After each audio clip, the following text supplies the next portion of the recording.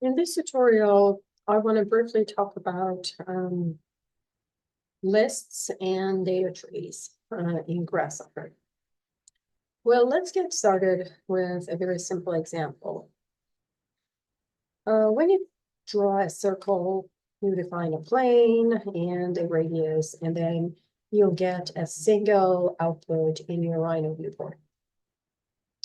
You can actually play around with the origin of the circle by dragging and dropping a multidimensional slider. So bring this off. Then you'll see this multi-dimensional slider that you can drag and drop it down here from the input parameter, let you create, again, a single output by giving it a two-dimensional input value. But still, you get a single output. Now, there is a way to draw a circle with the same components, but dragging and dropping a panel of list of items and getting multiple outputs from that circle component. So if you drag and drop a panel, if you right click on it and select multi-line data, then you can give a list of the radii values that you want to define to get circles. So for example, here I define 5, 8, 12, 4, 10. Make sure that when you making that list, you do not hit enter, because if you do that, then here you'll get an error, because here enter will be read as a string, and the radius input part of the circle doesn't accept any string, but it just accepts numbers. So avoid any sort of enters. So here you get a list of circles with the same order of your listed the radii values. So here you'll get a list of outputs. Compare the shape of the two wires. You'll see when you get just one single output, then you have like a black solid continuous line showing the wire, but here your wire is hollowed, and that represents a list of items. Here you have list of input values, and here you have list of outputs. If you want to work on any of these single circles, you should call list item and connect that list and look at the index value. For example, if you want to work on a circle with radius 4, you should give an index of 4. Here, I said index 2, and that gives me a circle with a radius of 12. You can actually drag and drop partition lists here. And you can give it a size. You say, I'm gonna split this list into 3 lists. A list of one single value, a list of 2 items, and another list of 2 items. And then here, partition list component will break down this like main list into 3 with the same order of a list of sizes. So 5 will go to the first list, 8 and 12 will go to the second, and 4 and 10 will go to the next one. You can actually go to the sets and play around with all of these components here under the list.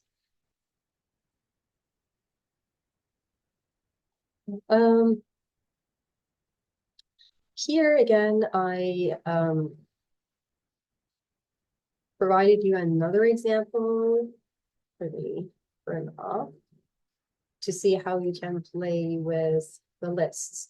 So here I not only provided a list of radius values, but also a series of different unit z. So I dropped z and gave different values of z for these different circles. So what I'm going to do is I'm going to turn this off, and now you can see the z. So here I have five radius values, and here for the series, I count for 4 values. So I have one less z value.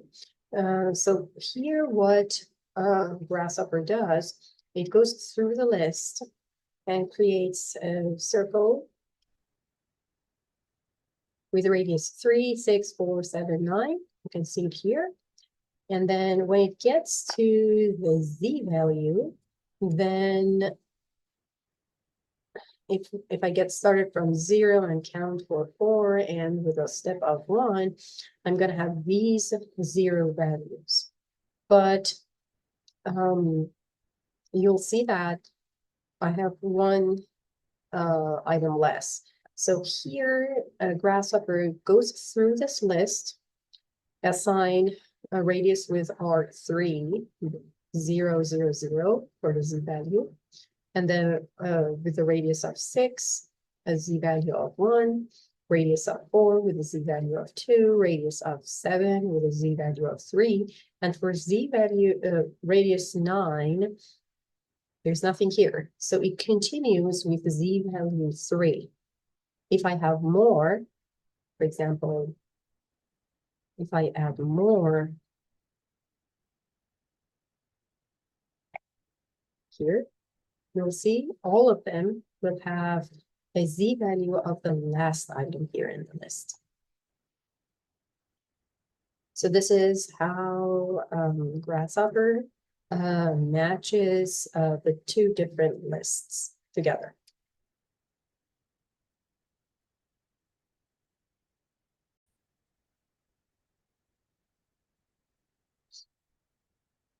The next exercise is splitting these circles into a number of curves.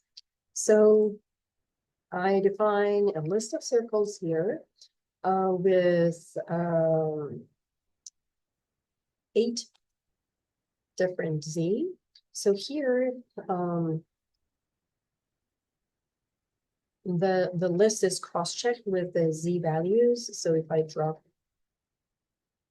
panel here, then you'll see here I have 8 z values. So it goes with 3 z value with radius 3 with z value 0, radius 6 with radius 1, radius 6 with z value 1, all the way to 9. So 9 is cross-referenced by z value 4. And then for the rest of the items, again, it goes with the last radius value. So I'm going to have circles with a radius of 9 at level 5, 6, and 7. So here are the list of the circles. Now, if I divide all of these curves into 6 parts, then I will have a series of points. But here you see, here I'm not going to have a list of points. Rather, I'm going to have a tree, a data tree of points. Now look, here I have a list of circles, and based on their radius value, they are branched into data sets. And here you see, for example, the first circle that is sitting here on the z value 0, there are 6 points, and those 6 points are listed here in the first data set. Then on the next circle, we're going to have another list of the points. So here you see even the wiring display is changed to a dash line, a hollowed pattern. And I'm going to have all these points as a data tree. So here we're not going to deal with a list, but a data tree. This is a very simple example of how to create a data tree and work with them.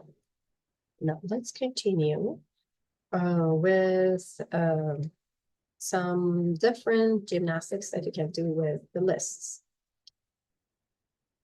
We'll get to the data tree in a little bit, but let's finish our conversation about lists. So here we have this list of the circles that we have.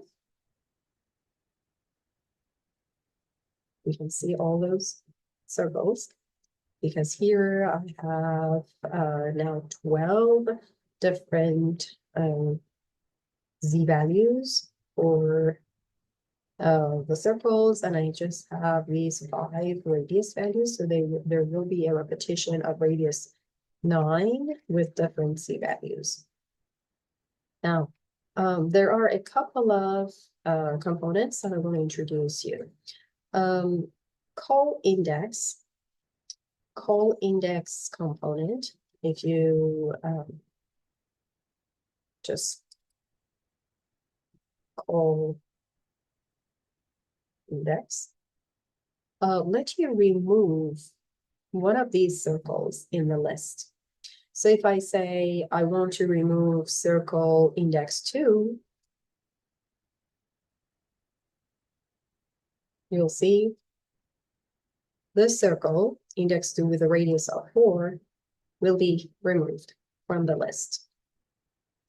The next component that is helpful is identifying null items. So here I'll get, okay, I have a set of circles defined by these radius values, and I want to see which of them are null items. If for some reason, for example, I have an invalid parameter, which is here empty, then this null item will give me a true output that says index 5 is a null item, which means this is not a legible item. But for the other circles that actually Grasshopper could create something meaningful, the null items turns to be false. That means they are not null. So null item is another good component to use it. The other component that you can use alongside with a list is dispatching. So you can connect your list to the dispatch component and then define a pattern on how to split your list into 2 lists of A and B. For example, I'll say I want the first item true, go to the first list. The second goes to the first list, but I want this the index 2 go to the second. So with a binary language, either true or false or 0 to 1, you can identify which item should be in which list. So list A takes all the trues, list B takes all the false. Or for example, list A takes all zeros and list B takes all ones. So with the binary language, you can continue with sorting and dividing your list into 2 sets with a particular pattern that particular pattern is completely definable by you. Also, we also mentioned about the call index. You can also remove some of the items in the list by a pattern. You have this initial list and you want to remove the first item, the third, and the fourth, but you want to keep item index 1 and 2. So what Grasshopper does, it will remove circle with radius 3, it will keep radius 6 and 9, but it will remove 7 and 9 here. And now here I'm done with the pattern. So Grasshopper continues iterating and reading this list. So 7 and 9 is removed. 5 will be removed because Grasshopper reads the pattern from the beginning. So it's false. That means it should be removed. Oh, sorry. False. Yeah, it should be removed. And then 7 and 8 will be there. 9 and 10, again, will be removed. And 11 will be removed because, again, it will read the 0 index. So we're going to have a radius of 6, 9, and then 9, 9. And so here we can define a call pattern. Let's also fix this.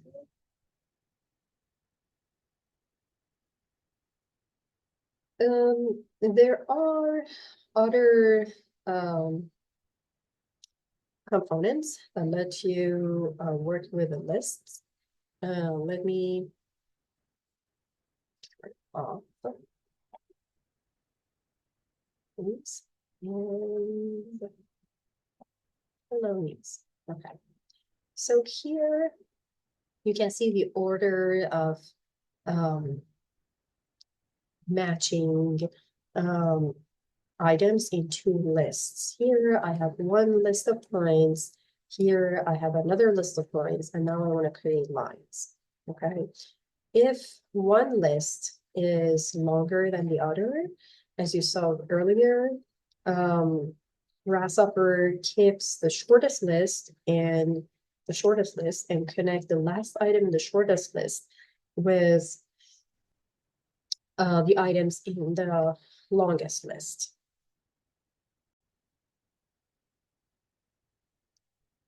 But you can change this order by shifting the lists. So here, if I say, this is my longest list, and let's just shift by 1 unit and match the next item in my longest list to the first list. So you can call shift list and define the step that you want to shift your list. So with step 1, I'm going to connect this point to the point in my first list. If I say 2, then item, the third item will be connected to this. So here, based on the step, you're going to shift the order of connecting these points together. You can also cross-reference on the 2 lists by connecting all the points in the first list to all the points in the next list.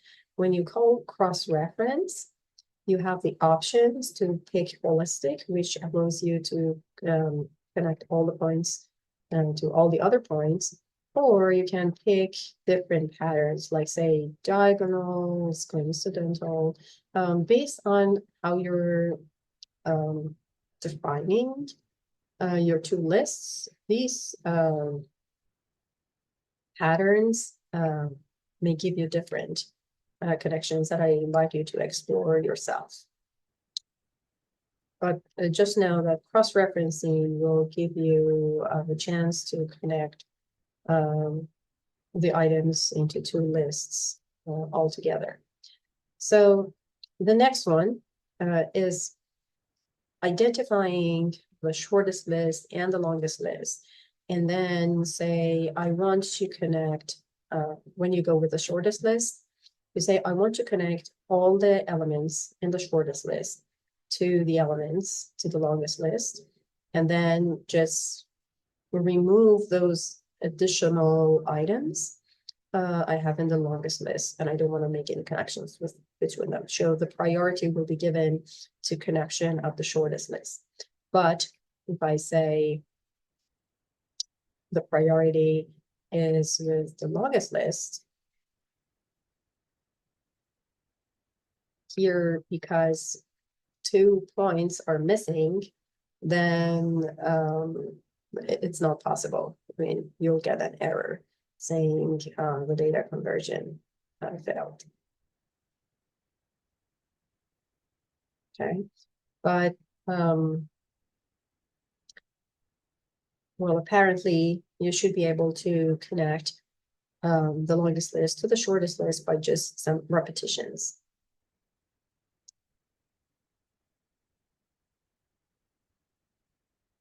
You can also weave two patterns, two lists. So here I made a list of points up there and a list of points here. And weave component let you put all the items in the two lists in the order you want. Okay, so here I say the pattern of connection is getting the first item from this first list and then connect it to, and then the next item in the list will come from this list, and the third again from this list, and fourth from this list. Okay, so put all these numbers, these points, these coordinates, in the order that I define. One here in the list, and then these two will come next, then this 3, then this. I'll go get started with the beginning of the pattern. So again, from the same list, and then 2 up there from this list, and then continue with the same pattern. So now if I use a component like interpolate to create a single curved line and connect the list of the points as the vertices to get connected, then I can have this kind of connection and this order of connecting points together.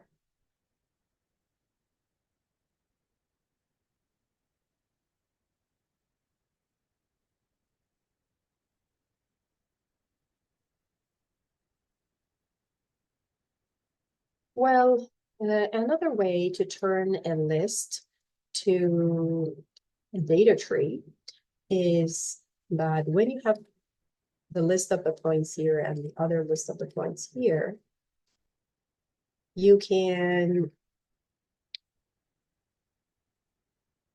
call graphed tree and connecting that list and make it as a tree. What grafting does is actually putting every single element in the list into a separate list. So here you have a list of 10 items, and when you graft it, you will see every single item now is put into a different list, and those lists are indexed by these coordinates. So the other way of turning a list to a data tree is grafting that. Okay.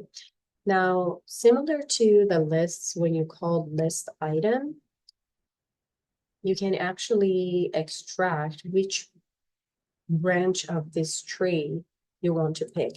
So you can see, you can call for a tree branch. Here you see, and connect your data tree. And similar to list item, that you were connecting the list to list and then calling for index values. Here you're supposed to give the path coordinate, and then the path coordinate will be this coordinate that indexed your data set. So here the path is 0, 0, 1, and make sure that you put those coordinates in curly brackets. And now we can get just this point and connect it to all the other points in the other list and get these lines. If you want, you can actually call for a tree item. And for the tree item, you're going to connect the tree and give it a path and give it an index. So imagine that you had a list, you have a data tree, and in each data set, you had like multiple items. Then by defining a value, for example, index 0, you could extract a particular item in that branch, in that tree. We're going to get to that kind of examples shortly.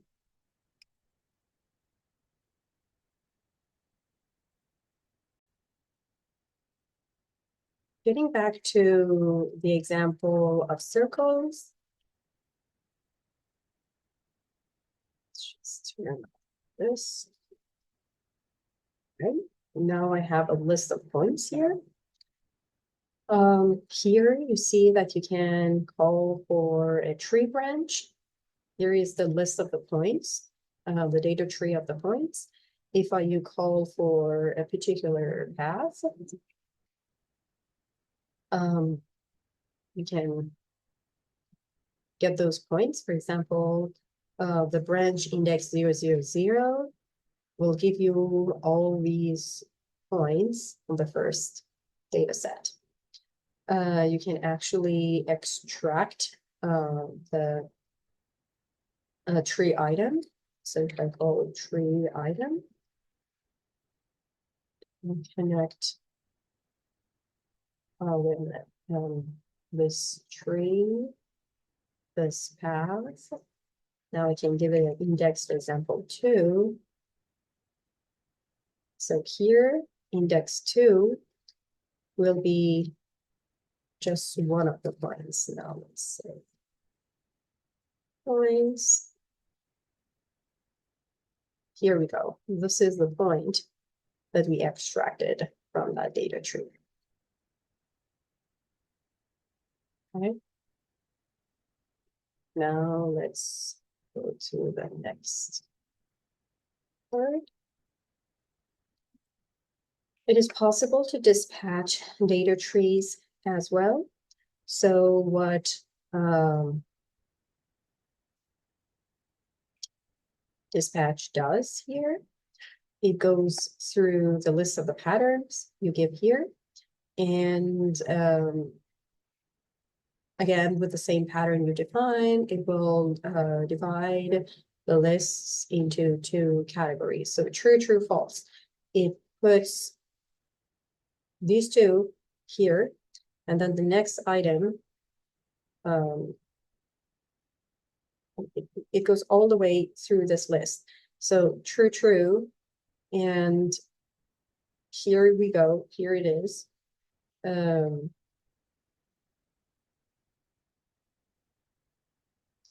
Sorry, this is a voice that we have. And yes, this is here, the other item. And then again, true, true, they will come here. And again, this is false, so it goes here. Then true, true, it goes here. And false, this is it goes here. And then true. So this goes into here. Then with the next branch, it gets restarted. So again, true, true goes here and false goes to here. So this pattern will work through every single branch. When we get finished with one branch, then we'll restart reading this pattern.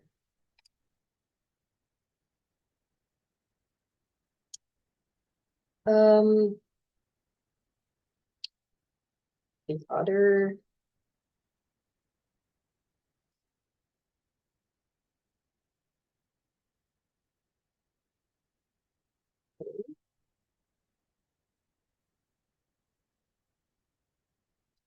so if I get these points, the points of the data tree here, as I have, and use interpolate. The interpolate component connects these points in each branch separately, and that's it. We're all set. So there is no connection between the different branches. That's also the case with the polyline. Yep.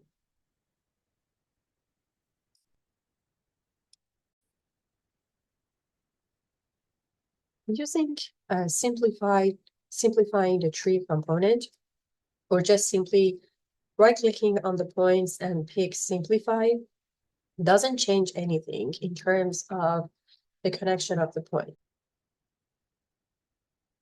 So if I turn on the preview of a simplified list, you see that the connection will be the same.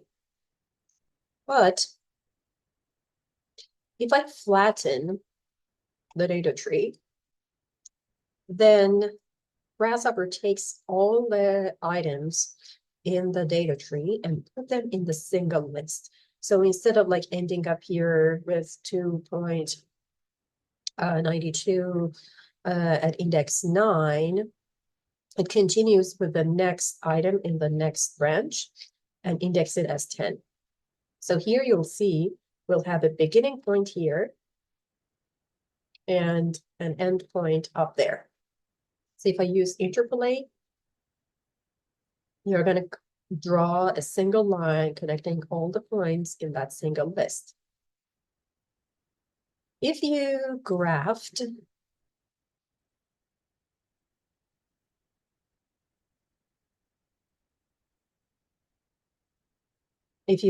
the list, then you're going to put all the items in the list and put them into separate lists.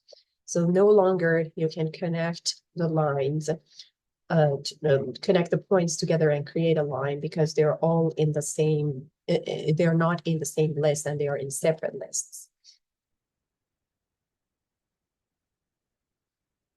So by grafting, you grew new branches.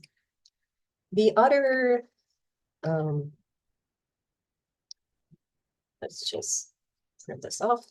The other component that is useful to consider is flipping your data tree. So flipping actually changes the order of rows and columns. So it puts rows as columns and columns as rows.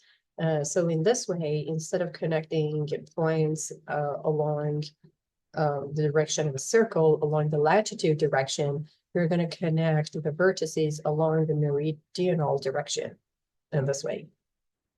So you're going to have a totally different list. And here I just did like a fun part and use sweep component to connect those lines and create a surface.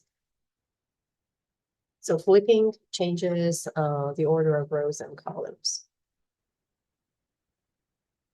Let's just turn this off.